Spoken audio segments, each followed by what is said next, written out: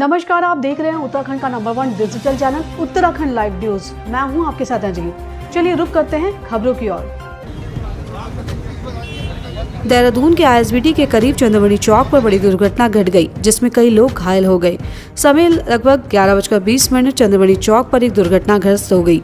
Truck संख्या HR 58A 8345 Asarori की ओर से आ रहा था, जो कि हॉर्न बजाता हुआ चंद्रमणि की ओर आ रहा था। अनियंत्रित होकर सड़क किनारे टकरा गया, जिसमें मोटरसाइकिल, स्कूटी, ठेला, रिक्शा ट्रक की चपेट में आ गए। दुर्घटना में एक व्यक्ति की मृत्यु हो गई तथा 3 लोग घायल बताए जा रहे हैं।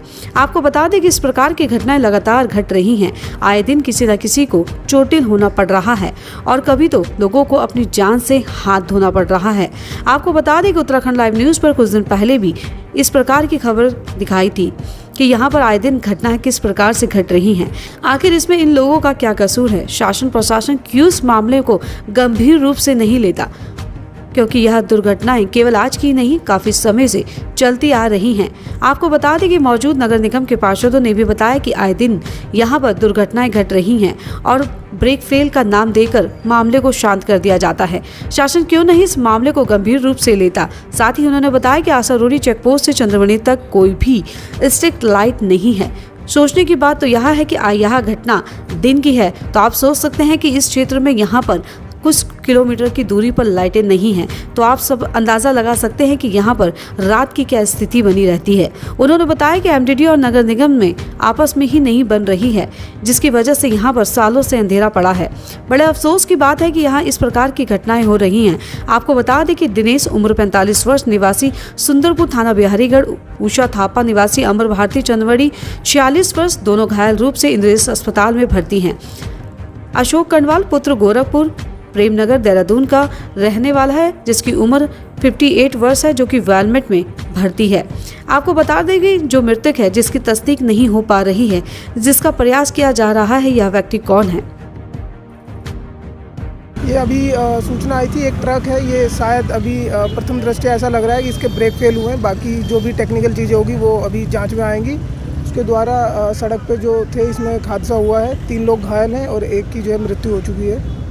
बाकी 3 जो है वो अभी एक वेलवेट में है, बाकी 2 लोग जो है वो इंद्रेश हॉस्पिटल में है, बाकी एक जो है वो मौके से उसकी डेड बॉडी जो है हॉस्पिटल भेज दी गई। लगातार इस प्रकार की यहाँ पर लगातार घटनाएं घट रही हैं, इस चीज़ के लिए क्यों नहीं कोई संज्ञान नहीं? तो ये अब देखना पड़ेगा कि ये मामला क्या था। बाकी ट्रैफिक तो यहाँ नॉर्मल चल ही रहा है। हाँ, इसके द्वारा पहले भी पटेल नगर और क्लेमेंट टाउन दोनों की संयुक्त टीम द्वारा ये अतिक्रमण हटाया गया था और आगे भी जितना अतिक्रमण है ये हम लोग जो है नगर निगम के साथ मिलकर बाकी हटवाएंगे। देखिए, बड़ी दुखद घटना है और बड़ी ऊपर से स्पीड से ट्रक आया था।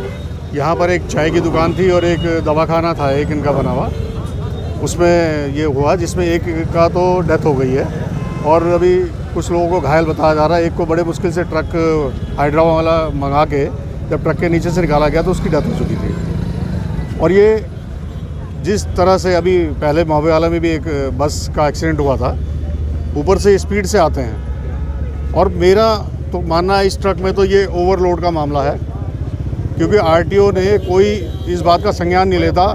इतनी लोडेड गाड़ियाँ आती हैं ऊपर से, जबकि स्लोप है यहाँ पे।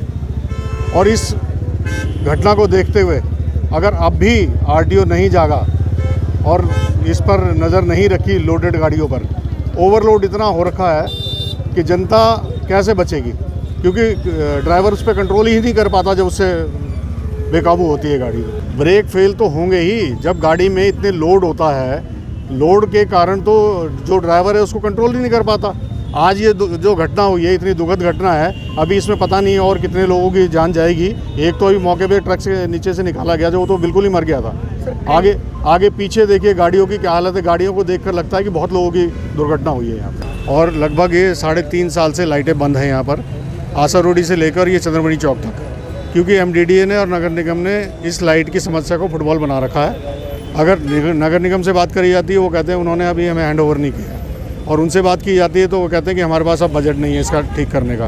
तो ये इतनी बड़ी समस्या है, लेकिन लोग बार बार इस बात को समस्या को उठाते हैं। मैंने भी उठाया और दूसरे पार्षद हैं उन्होंने भी उठाया यहाँ पे, लेकिन ना MDDA सुन रहा है ना नगर निगम से कर रहा है। पहले भी कई एक्सीडेंट हुए हैं रात को, तो वो नगर निगम और इनकी लापरवाही है MDDA की, जो 3.5-4 साल में लाइटें ठीक नहीं कर पाए हैं। देखिए, बहुत दुखद घटना है और मेरे को लगता है कि एक कैजुअलिटी यहाँ पर हो चुकी है और अभी लगभग 4 लोग इंजर्ड हैं, जो मेरे को सूचना मिली है, और सब अभी हॉस्पिटल पहुँच गए हैं। और आपने देखा कि जिस तरीके से ट्रक यहाँ पर अनियंत्रित होकर लोगों के वाहनों से और लोगों के जो हमारे खोखे बनाए थे यहाँ पर लोगों के द्वारा बनाए गए थे, उनके ऊपर चढ़ गया है, तो बहुत ही दुखद घटना है। हमारे द्वारा भी चंद्रमणि चौक आपने देखा है कि यहाँ पर भी रेड लाइट की बात की गई थी और विभाग जो अपना पुलिस विभाग है उसके महकमे के द्वारा यहाँ पर पीछे रेड लाइट लगा दी गई, जबकि वहाँ पर इतनी आवश्यकता नहीं थी। यहाँ पर चंद्रमणि चौक में रेड लाइट की बहुत ज़्यादा आवश्यकता है, क्योंकि ये चौक है और यहाँ पर बहुत ज़्यादा वाहनों की आवाजाही निरंतर होती रहती है। और यहाँ पर हमारा स्थानीय प्रशासन से भी मांग है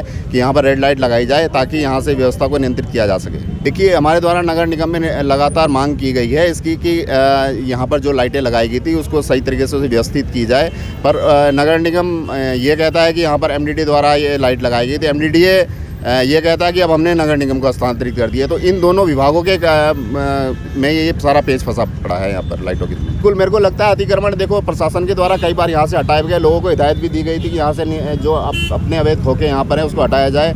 और इसका भी बहुत बड़ा कारण यहाँ पर इसका एक्सीडेंट का लगातार रहता है, क्योंकि लोग समझने को तैयार नहीं होते कि इस रोडों के किनारे अगर हम अतिक्रमण करके बैठेंगे, खोखे लगाएंगे, तो उससे क्या हमारा जो आने वाले लोगों को उनको परेशानी निरंतर होती रहेगी।